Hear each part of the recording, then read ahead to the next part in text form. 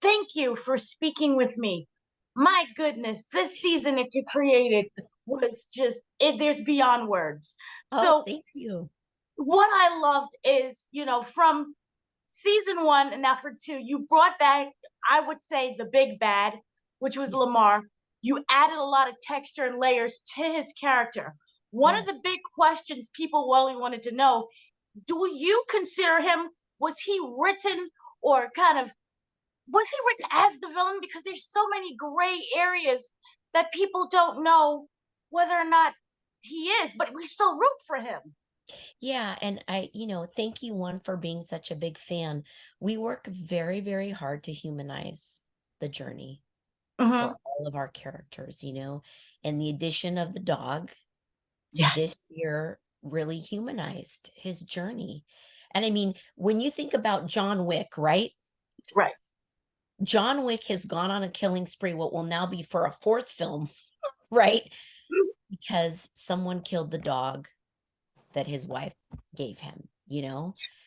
And so that was a really universal theme for us, for anyone who's ever loved their pet, because our pets love us unconditionally. And Hmm. Lamar was in need of unconditional love. Right. And the dog gave it to him. And he saw himself in the dog as an underdog. And one of our writers said, you can always when you know who or what a character loves, it helps you root for them. And so that's something very much that the creator Randy Huggins did such a great job with, even in the pilot episode of we knew immediately who Lamar loved. He loved Monique and he loved Zoe, you Right. know and those are universal themes that people root for, and you should feel conflicted when you're watching it. So I'm so glad that you had that feeling about him this season. Yes. So, in speaking about the finale and what ends up happening to him, would you consider that to be a fate worse than death? Being addicted to the crack the way that he is. Yeah, I mean, what he wanted is he wanted to be with Monique, Right. and he wanted to be with his dog Blackie. Yeah. That's what he wanted, and Meech wouldn't give it to him. So that was a fate worse than death. So stripped of everything. And like he says to Monique, everyone I love leaves me, you Hmm. know? And people relate to that. That's universal. Those feelings of abandonment and feeling less than, those are things that people latch on to and understand. So he wanted to be with the things and people he loved, but he couldn't. Right. So that was So our own twisted BMF. it was a little twisted, but also to jump on that, the whole Detective Bryant, we spent a lot of time. I thought, oh, he's gonna die in the finale.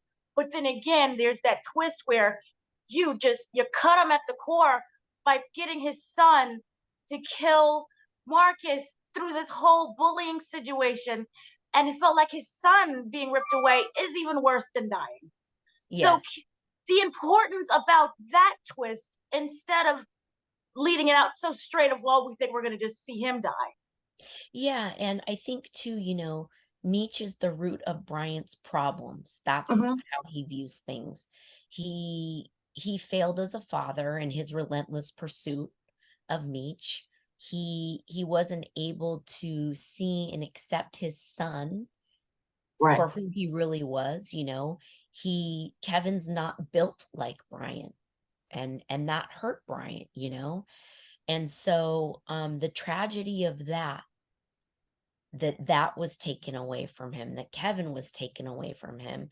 And that's a death in itself, you know, in a Right. way, emotionally, and the death of the dream of even like being a father that was there and present. Kevin was right there in front of him. Hmm. Bryant was Kevin's hero. Bruiser looks like Bryant, you Right. know? And so that's the tragedy of it. He was right there. Kevin's like, I'm over here, I'm over here. But Bryant was too obsessed with Meech. So that was a really heartbreaking, and just I was there the day we filmed that. And Steve is such an incredible actor, you Hmm. know. And I was there the day when we filmed Kevin, in jail too, and I was I was crying on set watching. I mean, the look on Steve's face, it was just heartbreaking. I So, love and I was like, man, if Steve's making me cry right now, imagine how the audience is going to react to this. So, right. I loved how it was allowed to live in silence. He just sat there with his son. It made it even more heartbreaking.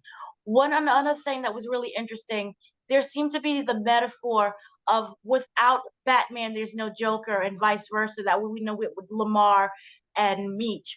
Would you say that Meech needs kind of that Joker element in his life, whether or not it was season two or going for season three, because Lamar played that perfectly of being the hero anti-hero as well yeah, as me. I think that our hero's goal, right? Meech always wants to be bigger and better, you know, and Lamar was one of the obstacles that got in the way. But Meech had a 22-year run. Meech and T, they had a 22-year run. Mhm, So there's all kinds of obstacles that got in the way on the journey, you know? Um, and those rivalries always make you smarter and wiser, and you always learn from something, right? mhm, Um, our hero, we always like for them to win, but it's important to show losses too, you know, right. like with the loss of Monique. We have to write to those losses for the journey, Um, and there will be continue to be obstacles that get in the way on the Nice teaser. you know yes. So we know that this obviously it follows a true story, but the thing is, you had them at the end of the finale, Meech and Terry split. We also Mhm. had that previously this season with one staying with the father going into the car business and the other one going with the Yeah. drug sale. What was the importance of that finale of having them split? That is something that happened in real life, Hmm. and so pushing us forward into season 2 was thematically about seduction, and Oh. you saw that in many storylines, and season Mhm. 3 is all about reinvention, the fallout Okay. of the seduction and pushing our story forward. So this did happen in real life where Meech went to go conquer Atlanta, Mhm. and nothing happens overnight. So that's the story that we're telling. And um T is in the D and figuring out how to be a man and leader in the absence of the physical absence of his Right. brother. So it's a season of reinvention as Meech is reinventing himself in Atlanta. T is reinventing himself as the king of Detroit and figuring out what kind of man and leader he's going to be. Right. So, kind of speaking on that seduction, we did have Lucille and Charles. This felt like she said, I want a divorce. I am tired. I can't do this anymore. But to me, it seemed like within her speech, she said that she was unhappy for a long period of time. Would Yes. you say that Mabel was just the catalyst for these characters, for Lucille and Charles to just kind of go their separate ways? You know, Charles and Lucille both had to give up at their dreams at a very young age Hmm. because of becoming young parents and the systems in place to hold them back too. And the revelation that the physical stuff had happened definitely was heartbreaking. um but that story is not over yet, is what I want to say, you Oh, know okay. so yeah. Okay. you So know also with that, I was wondering, we do have Lawanda. Lawanda was very close. She hold on to Terry. Yes, Terry a lot. yeah. And to me, it was like, just let him go, girl. And they had that whole it felt like a fake pregnancy situation with the upcoming season. Will we get to see more of her finding her own identity, or is she still trying to have a family that is doesn't really seem to mesh? You know what, it's actually we're moving in the direction of both things. There's Mhm. it because she's also in a season of reinvention herself. Oh, So we care deeply about, our female characters. having some balls too, and sticking up for themselves also, when is enough enough, and we saw Lucille say what she said at the end of season 2. So yes, you're going to see LaWanda in processing a lot of things, figuring out what kind of woman she wants to be also in the world. Okay. Now, people were really upset with the character of Lakeisha. You could say that massively because of the age difference. To me, it felt like she was grooming him in order to use him. One, from that standpoint, would you say that was more truth, or was there some kind of love ish that was there between both of them? We know from him, but what about from Lakeisha's side? Definitely there's a love story there between them. And I think what was really interesting about Lala's character is she is cultured and did help him elevate and see the Mhm. world in new ways. You saw this season, even how she was correcting his grammar, you Right. know, um, and giving him shopping tips. She is a very, we call her kind of our Lady Macbeth character. Hmm. So, and I just, Lala and Da Vinci have such great chemistry too. Right. That really came through. And I love, I love them, and rooting for them as a couple, and getting to be there so much on set, getting to see that. I just think they're both terrific together on screen. Hmm. So yeah, I love Lala. So she she definitely, I think, brings such a level of sophistication. Right. So it also was included was the AIDS epidemic. I did not Yeah. see that coming. We know so much about the crack and the drugs, but to see Yeah. the AIDS epidemic represented with the Goldie character and her sister. Can you Yeah. talk about the importance of that inclusion? Yeah, absolutely. So we were obviously thrilled to have Monique.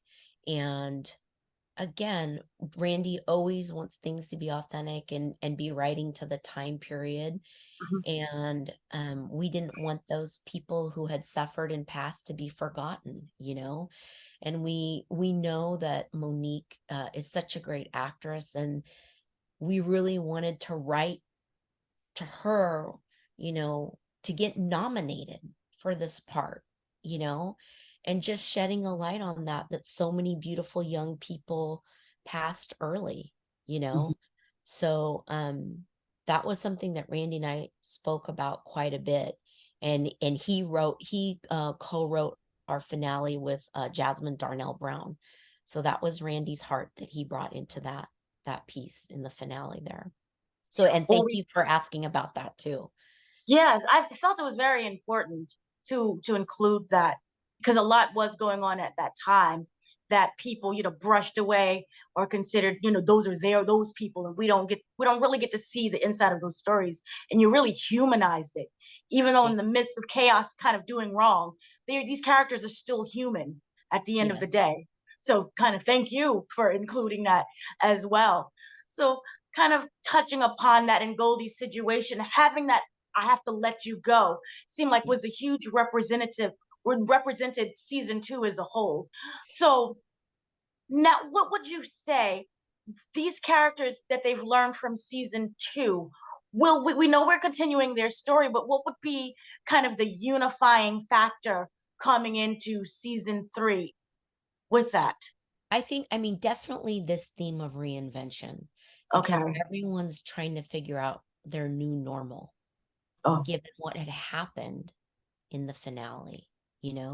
Meech is going to expand the BMF brand, but in Atlanta, but emotionally he's left his blood family and his street family, you know, and so he's seeking to build new family, and that was the most important thing to him.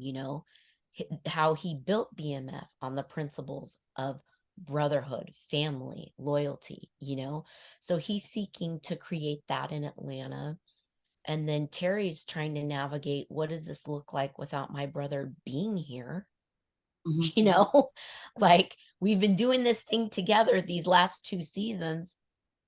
Now I'm here. What does that look like? um how do I respond in crisis? Everyone's watching how I respond, and how I handle things as a leader. So yeah, I mean, and Jen and Bryant are both in seasons of reinvention. Mhm. He doesn't have his gun and badge anymore. Jen and Bryant are no longer partners. And then Charles and Lucille, what is their new normal in the wake of this affair? Right. And all the Yelp reviews at the Easy Rest Motel. I loved how you set that up because it was like you see Terry being really smart, explaining don't leave receipts, don't have a trail, and then you find out here's the receipt, and then Mabel had the matchbox. It was just a mess.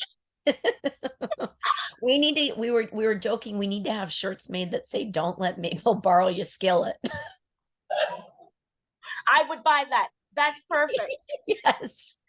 But Christine Horn, she was such an incredible addition to. I mean, she just played the hell out of that character. She Right. did. She brought it, you know. So it was So, fun to see all of that unfold. well, one of the things I was wondering in the design aspect of it was it was very clear that during that skillet scene, there were holes in the wall that things were lopsided, falling apart, but then Yeah. he's always running over to help build the shed. And Yeah. so, was that design element made purposely to see him? Oh, he's always doing repairs, but it's not in his own home. Yeah, I mean, that was something, our production designer, Catherine Eater, I was not here season 1, but the set was designed like that season 1. And Uh-huh. that was always a thing in the home to keep the authenticity. And then we chose to write to that visual, that had been this thing, because it's like you put 10 on 20, not only is there this physical and emotional betrayal, but it was just like an extra kind of knife, like lemon on the wound, um, that he'd been taking care of all these other things. But at the same time, Mabel saw Charles, Right. she paid him. She said, your time and talent is valuable. And so she made him feel seen when he wasn't feeling seen at home, but that still doesn't make it right, So it was just It was lovely in setup, very but it was complex and nuanced, those decisions to step out. so for season two. Faith was really huge in this, both the test in Faith and no longer kind of. It seemed like Lucille was stepping away Mhm. from Faith. She was rebelling against it. Could you say whether or not that was true? Because we had how she changed her complete style of dress. She Yeah. became more looser. You would say more free. Is this the new Lucille that she's always been hiding, or is this a rebellion? It's a little bit of a rebellion, Mhm. Miss Lucille, even today, is still such a prayer warrior. Mhm. Um, she's just so lovely and really still leans on her faith, and they all do. And we just wanted to dramatize those feelings of many people sometimes question why is this happening? um God's timing isn't always your timing, you Right. know and so I think that was also a very universal thing of just feeling a little bit forsaken. But you know the valleys are there, but God is always with her, in the storm. And you will definitely see the faith journey continuing season 3 too. One of the big characters were also was B-Mickie. He Hmm. sacrificed a lot for Yeah. Meech. At the end, he was kicked out of the family. Hmm. Is there any kind of retribution, or you kind of feel the loss and pain when he walked away? He's essentially alone, literally. Even his Yes. grandmother is dead. Yeah. No, it was really, I guess I don't want to like uh speak to spoilers on that potentially. Right. But Okay. yeah, it was that was also a sad ending for him, not part of the family anymore, you know. Right. Um but he could have had a lot worse ending, is what I want to say. So Okay. he got to walk into the sunset. Let's put, or yeah, walk into the sunset. That So, works. Like, but he again, lived. those things, those are that's emotional. That is also worse than death. Yeah. Like you're walking away, there's nothing left. You know, so yeah, very very emotional, and Miles is a tremendous actor. And Miles didn't really have a sounding board this Mhm. season. So there was a lot of subtext and quiet performances and looks, where you could feel that impending dread because he was under so much pressure. So he just did such a great job. We're really proud of him too. Can you tease if there's any happiness for any of the characters? Yeah, no, there's definitely happiness. That's part of the reinvention story too, is our heroes figuring out who they want to be in the world, and um it is such an underdog story, Mhm. and you can't help but root for them. Everything was set up systematically to hold them back, and they rose above everything and had a 22-year run. And Big Meech's American dream has come full circle Right. through Little Meech. I like that very much. So also was wondering what there was a really interesting part was Detective Jen Mm. with her backstory of being an immigrant, and also you saw the self-abuse that she did with herself. What was the importance of adding that layer and slowly revealing that? We had saw it first in the car when she was kind of literally beating herself up about it, and then we revealed when she took her clothes off more of the signs of kind of abuse that she had on her body. Yeah, Jin is such a special character. Randy, we have a Vietnamese writer, Mike Lee, and Mike was very intrinsic in creating, he fought very hard to have an Asian character added to the show. And it's just the power of the writer's room, you Hmm. know. We say, different minds, but one grind, and Mike was very, very instrumental in creating Jin from a research standpoint. And those who carry the badge are very very flawed individuals also. Hmm. And it was a great moment, when Bryant realizes that she's been hurting herself. We all got shit to bear. you know Hmm. and again, everyone has a story. Hmm. Everyone's had hard times and everyone has different ways of dealing with it. And that's how she dealt with it. And it was a story that Mike Lee shared with us, in the Hmm. writer's room. And it was very powerful and moving, and just and also very visual. And again, something else that another thing that people could say, gosh, I went through that. you know that's always the spirit, is just to touch people as storytellers on a soul level, and emotionally. How do you want your audience to feel? Who are they rooting for? Who are they crying for? Who do they hate? Hmm. So that's where So, that came from. Yeah. so lastly, season three, we're going to be down in Atlanta. What are the important parts or elements of the culture that you want to infuse into the next season? Yeah. I mean, we've been working really hard to make an Atlanta a character in the Mhm. show this season, very much like Detroit has been. I don't want to name specific events yet Right. that Okay. I we're understand. doing, but just that we're able to really I think, I mean, a big piece of this is the strip club culture, Hmm. and honoring all the incredible women and dancers that make Atlanta the special place that it is. Right. Um, so really wanting to show that, and that's been a really fun aspect. We've built our own strip club on stage. Our first day of filming there was actually International Women's Day. So Oh, it was just like a great day, you know? And I think it was just a really empowering day for all the women on set and all of our dancers, just to like, hey, happy International Women's Day, you know? So, but other than that, I don't want to really go into specifics of any like, you know, events, just because I want to be respectful to the network too. right. No, I understand completely. Just really quick, can you say we do know that Charles got his guitar was given to him by his sons. He got a new guitar. Mhm. Will there Yes. be more of a music element? Because Charles was originally, doing the church with the Yes. band. Yes. And so what I can say too about season 3 is you're really going to start to see Randy's vision. The creator was for the streets, hip hop, and pro Mhm. sports to start to collide. So you will really see the elements of music Yes. coming to life, you know, and we want to start planting the seeds for BMF Entertainment.